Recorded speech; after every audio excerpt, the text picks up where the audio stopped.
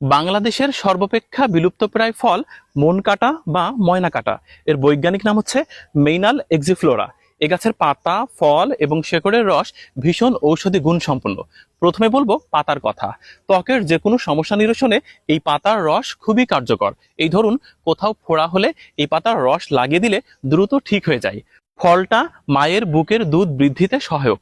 পেটের পীড়া সংক্রান্ত যে কোনো সমস্যার নিরসন করে। অ্যাসিডিটি কমায়, বদহজম কমায়। আর মূলের বা শিকড়ের রসটা সাপে কাটা রোগীদের খাইয়ে দেয়া হয়, তাতে করে রোগী সুস্থ হয়ে যায়। আপনি জেনে ভীষণ অবাক হবেন এ গাছের নাম মন কাটা হলো কিভাবে। মনকে জোড়া লাগাই বলেই হয়তোবা এ গাছের নাম মন কাটা। প্রাচীনকালে মানুষ বিশ্বাস করত প্রতি মঙ্গলবারে এক নিঃশ্বাসে 3টি কাটা তুলে বালিশের নিচে রাখলে আপনার অবাধ্য মানুষ আপনার বাধ্যগত হবে। যদিও এটার কোনো বিজ্ঞানসম্মত ভিত্তি নেই, পরে আবার আমাকে বকা দিয়েন না। এটা মানুষ বিশ্বাস করত এবং কবিরাজি করত। তবে এই গাছের ফলটা হচ্ছে অনেক সুস্বাদু। পাকলে যেমন সুস্বাদু, কাঁচাও তেমন সুমিষ্ট। বিসমিল্লাহ। অসাধারণ।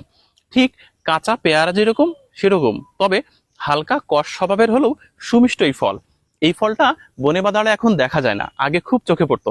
দেখেন এই গাছে কত মন কাটা বা ময়না কাটা গাছের ফল রয়েছে।